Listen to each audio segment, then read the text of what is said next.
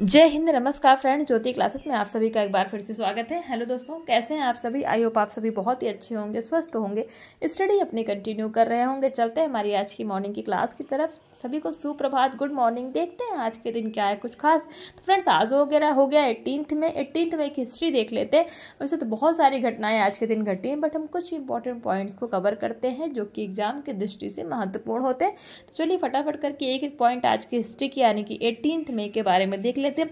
First point आज की history के बारे में हम जो कवर करेंगे, 2017 यानी कि 2017 में बॉलीवुड की प्रसिद्ध अभिनेत्री रीमा लागू का निधन हुआ था। बॉलीवुड की प्रसिद्ध अभिनेत्री रीमा लागू का निधन कब हुआ था?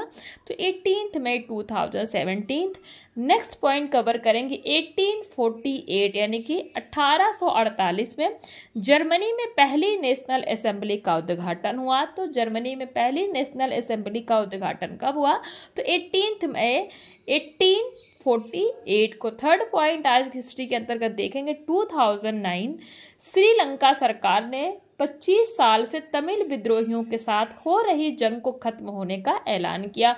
जो श्रीलंका के साथ 25 साल से तमिल विद्रोहियों का जो जंग चल रहा था उसको खत्म होने का ऐलान कब हुआ? 18 मई 2009 को। और चौथा पॉइंट देखेंगे, 1974 यानी कि 1974 भारत ने राजस्थान के पोखरण में अपना पहला भूमिगत परमाणु बम परीक्षण किया।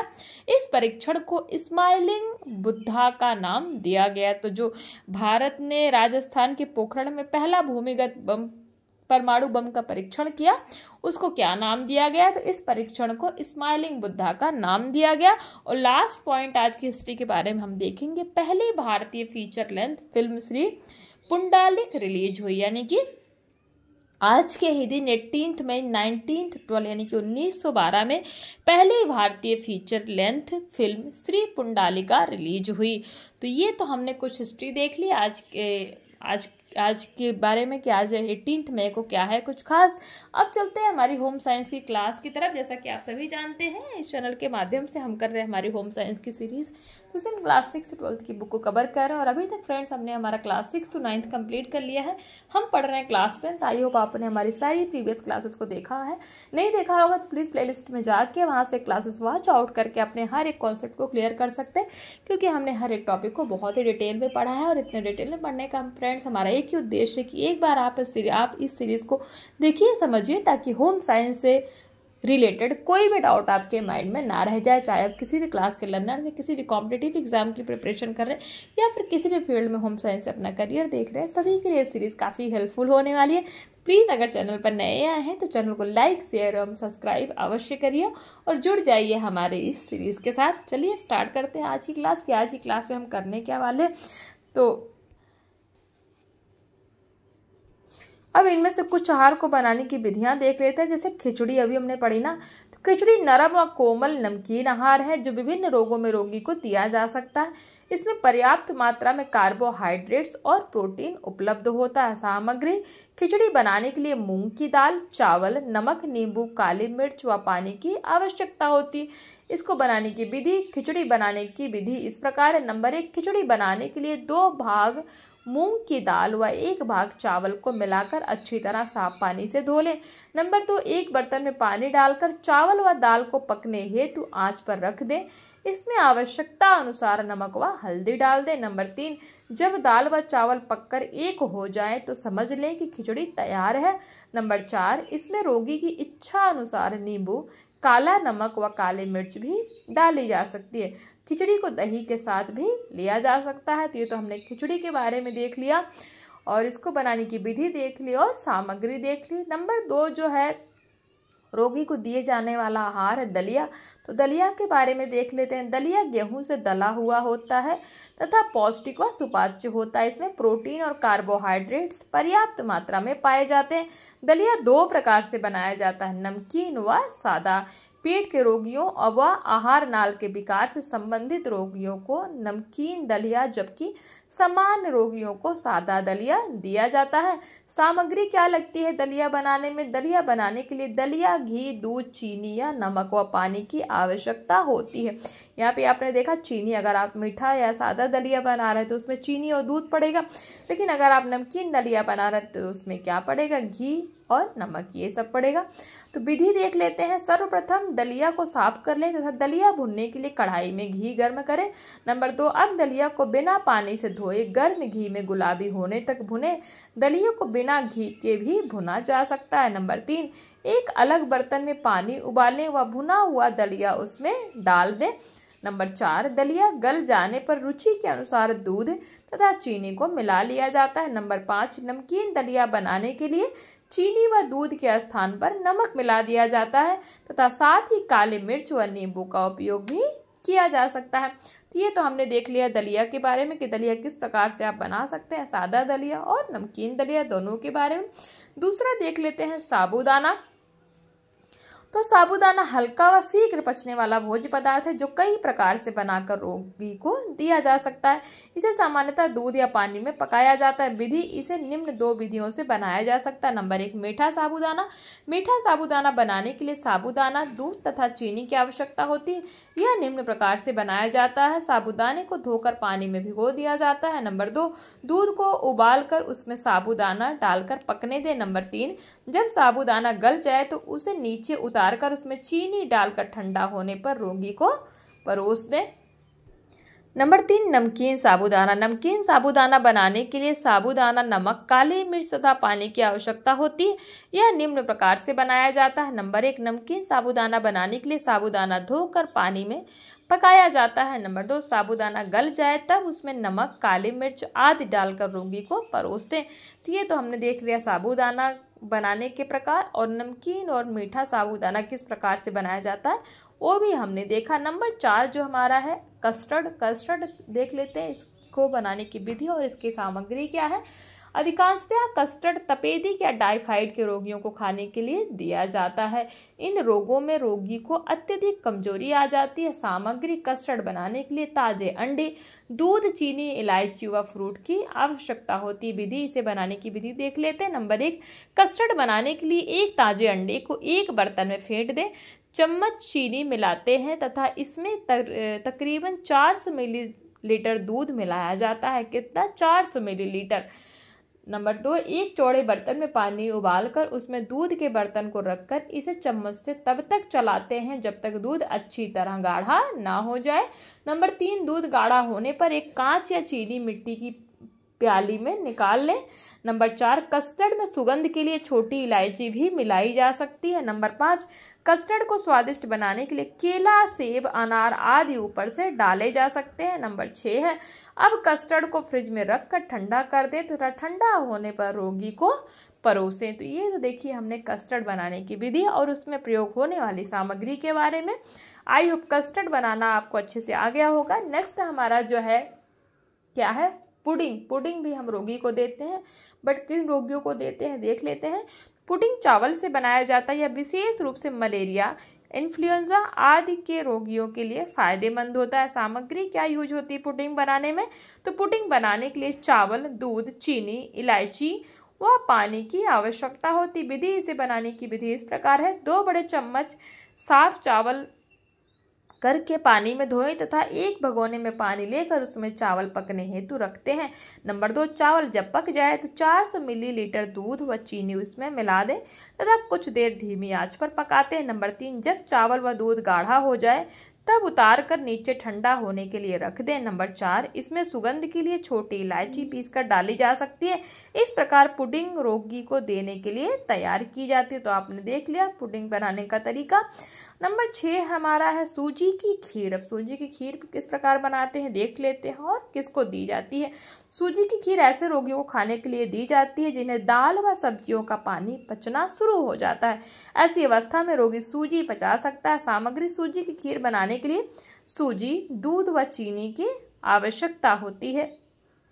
अब सूजी की खीर बनाने की विधि देख लेते हैं। नंबर 1, सूजी की खीर बनाने के लिए सूजी को घी के बिना कढ़ाई में हल्का लाल होने तक भूनें। नंबर 1, अब भुनी हुई सूजी में दूध और चीनी मिलाकर धीमी आंच पर तब तक पकाते हैं जब तक यह गाढ़ा न हो जाए। नंबर 3, अब इसे ठंडा करके रोगी को खाने के लिए देते हैं। नंबर 4, यदि इसे दांत या ढाई दर्द के रोगी को खाने के लिए देना हो तो सूजी को घी में भूना जा सकता है, क्योंकि ऐसे रोगियों की पाचन शक्ति ठीक होती है। तो ये तो देख लिया हमने सूजी की खीर बनाने की विधि और उसमें कौन कौन सी सामग्री का प्रयोग होता है। अब कुछ सूप्स के बारे में हम देख लेते हैं एक एक करके। तो नंबर 1 देखेंगे टमाटर का सूप। टमाटर का सूप किस तरीके से बनाया जाता है, तो इसे बनाने की विधि इस प्रकार है। टमाटर को साफ पानी में धो लें, इसके बाद चीनी, मिट्टी अथवा कलई के बर्तनों में टमाटरों को उबालने के बाद चम्मच से मिलाएं। अंत में पानी को साफ कपड़े में छान लिया जाता है। सूप में रोगी की इच्छा अनुसार नमक, काली मिर्च व थोड़ी चीनी मिलाई जा सकती है। नंबर 2 दाल का सूप। मूंग या मसूर की दाल का सूप रोगी को दिया जाता है। शिशुओं के लिए यह आहार उत्तम माना जाता है। कौन सा आहार? दाल का सूप। इसे बनाने की विधि देख लेते हैं। नंबर 1 है दाल का सूप बनाने के लिए दाल को धोकर पानी में थोड़ा नमक डालकर आग पर पकाते हैं। नंबर 2 दाल गलने पर इसके दाने फट जाते हैं, तत्पश्चात इसे गैस से उतारकर छान लिया जाता है। और नंबर 3 है इस पानी में नींबू, काली मिर्च आदि डालकर रोगी को दिया जा सकता है। तो दाल का भी सूप आपने बनाना सीख लिया। नंबर 3 है मांस का सूप। सबसे पहले मांस के छोटे छोटे टुकड़े करते हैं, तत्पश्चात 1 लीटर पानी में इन्हें डालकर आग पर पकने के लिए रख देते हैं। नंबर 2 जब टुकड़े गल जाएं तब इसे गैस से नीचे उतारकर पानी को छानकर तत्पश्चात इसमें नमक, काली मिर्च और नींबू डालकर रोगी को दिया जाता है। तो मांस को ढककर पकाना ही उचित होता है। इस प्रकार इस बात का आपको विशेष ध्यान रखना चाहिए। नंबर 4 है सब्जियों का सूप। इसे बनाने की विधि इस प्रकार है। नंबर 1 जिन सब्जियों का सूप बनाना हो उन्हें धोकर छोटे छोटे टुकड़ों में काट लें। नंबर 2 कटी हुई सब्जियों को प्रेशर कुकर में डाल दें तथा साथ ही आवश्यकता अनुसार पानी डालें। अब सब्जियों को उबलने दें। नंबर 3 जब सब्जियां उबल जाएं तो उसे उतारकर छान लें। नंबर 4 तत्पश्चात सब्जियों के पानी में काली मिर्च आदि मिलाकर रोगी को दिया जा सकता है। तो ये तो हमने देख लिया क्या विभिन्न प्रकार के सूप बनाने की विधि। अब देख लेते हैं विभिन्न प्रकार के पानी के बारे में। तो रोगी को दिए जाने वाले भोज्य पदार्थों के विभिन्न प्रकार के पानी का विवरण इस प्रकार है। नंबर 1 फटे दूध का पानी। इस पानी में वसा प्रायः नहीं होती है तथा यह सुपाच्य होता है। यह अतिसार, मियादी बुखार आदि रोगों में रोगी को दिया जाता है। क्या? फटे दूध का पानी। अब इसे तैयार करने की विधि देख लेते हैं। नंबर 1 इसे बनाने के लिए किसी स्टील के बर्तन में दूध को आग पर गर्म करते हैं। नंबर 2 जब दूध उबलने लगे तब नींबू के रस की 2 से 3 बूंदे उसमें डालते हैं।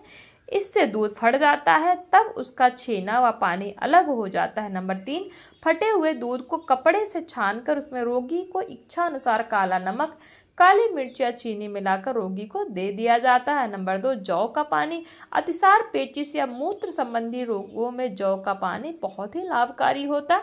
अब इसे तैयार कैसे करते हैं जौ के पानी को देख लेते हैं। नंबर 1 जौ का पानी तैयार करने के लिए जौ को अच्छी तरह से धो लें। नेक्स्ट उसके बाद पानी में डालकर तब तक उबालने के लिए रख दें जब तक कि 1/3 पानी शेष ना रह जाए। नंबर 3 अब जौ से पानी को छानकर अलग कर लिया जाता है। और नंबर 4 इस पानी में रोगी की इच्छा अनुसार नींबू, नमक व काली मिर्च मिलाकर उसे दिया जा सकता है। तो जौ का पानी भी बनाना हमने सीख लिया। और जौ का पानी किस रोग में दिया जाता है? तो अतिसार, पेचिश व मूत्र संबंधी रोगों में जौ का पानी रोगी को दिया जाता है। नंबर 3 जो देखते हैं टोस्ट का पानी किस प्रकार से बनाया जाता है। तो टोस्ट का पानी टाइफाइड या ज्वर के रोगी को दिया जाता है। यह काफ़ी हल्का व सुपाच्य होता है। इसे तैयार करने की विधि इस प्रकार है। नंबर 1 डबल रोटी के टुकड़ों को आग पर सेक लें। गुलाबी होने पर इन्हें किसी बर्तन में रख दिया जाता है। नंबर 2 एक बर्तन में पानी उबालकर उसमें इन टोस्ट के टुकड़ों को डालते हैं और उस पानी को छान लेते हैं। यह पानी टोस्ट का पानी कहलाता है। अब इसमें काला नमक व काली मिर्च मिलाकर रोगी को दिया जाता है। नंबर 4 चावल का पानी। टोस्ट का ही पानी हमने बनाना सीख लिया। तो चौथा हम सीखेंगे चावल का पानी बनाना। चावल का पानी मुख्यतः पेचिश व अतिसार के रोगियों को दिया जाता है। टोस्ट का पानी किसको दिया जाता है? तो टाइफाइड या ज्वर की, यानी टाइफाइड अगर किसी को बुखार हुआ है तो उनको ज़्यादातर ये टोस्ट का पानी फायदा करता है, उनके लिए फ़ायदेमंद होता है। और चावल का पानी क्या है? मुख्यतः पेचिश व अतिसार के रोगियों को दिया जाता है। इसे तैयार करने की विधि इस प्रकार है। नंबर 1 चावल को साफ करके फिर धोकर पानी में कुछ देर के लिए भिगो देते हैं। नंबर 2 चावल को पानी डालकर आग पर पकने के लिए रख देते हैं। तत्पश्चात चावल के अच्छी तरह गल जाने पर इसे आग से नीचे उतारकर छान लेते हैं। नंबर 4 है अब चावल का पानी तैयार है। चावल के पानी में नमक, काली मिर्च डालकर रोगी को दिया जा सकता है। तो ये तो हमने कुछ प्रकार के पानी बनाना सीखा। अब देखिए जो भी हमने अभी पढ़ा है इन्हीं से रिलेटेड कुछ क्वेश्चन देख लीजिए। क्वेश्चन 1 कहता है खिचड़ी में कौन से पोषक तत्व उपलब्ध होते हैं। क्वेश्चन 2 कस्टर्ड किन रोगों के रोगियों को दिया जाता है। क्वेश्चन 3 जौ का पानी किस रोग में लाभकारी होता है। क्वेश्चन 4 कहता है चावल का पानी किस रोगी को दिया जाता है। तो ये तो कुछ क्वेश्चंस है, आपने इनका आई होप स्क्रीनशॉट ले लिया होगा और हमेशा की तरह इन क्वेश्चंस को आप इजीली सॉल्व भी कर पाएंगे। तो प्लीज़ ये देख लीजिए, ये है क्वेश्चंस और इनके स्क्रीनशॉट आप ले लीजिए। तो आज की क्लास को यहीं तक रखते हैं और इसी के साथ ही रोगी का आहार जो हम चैप्टर पढ़ रहे थे भोजन एवं पोषण विज्ञान के अंतर्गत, वो हमारा टॉपिक यानी कि चैप्टर कंप्लीट होता है। नेक्स्ट क्लास में यानी कि जो हमारी इवनिंग की क्लास होगी उसमें हम करेंगे इसी से रिलेटेड कुछ क्वेश्चन आंसर्स की प्रैक्टिस, जैसा कि हम हमेशा करते हैं। पहले हम टॉपिक कंप्लीट करते हैं, देन हम क्वेश्चन आंसर्स की प्रैक्टिस करते हैं। तो उसी स्ट्रेटेजी के साथ शाम की क्लास में हम करेंगे क्वेश्चन आंसर्स की प्रैक्टिस रोगी के आहार से संबंधित। तो आज की क्लास को अभी यहीं पे स्टॉप करते हैं और मिलते हैं हमारी नेक्स्ट क्लास में। तब तक के लिए जय हिंद, नमस्कार। हंसते रहिए, मुस्कुराते रहिए, एक दूसरे की हेल्प करते रहिए। और हाँ फ्रेंड्स, अगर टॉपिक समझ में आ रहे, कॉन्सेप्ट्स आपको क्लियर हो रहे हैं तो प्लीज़ ज़्यादा से ज़्यादा चैनल को लाइक शेयर और सब्सक्राइब करके अवश्य जाइए।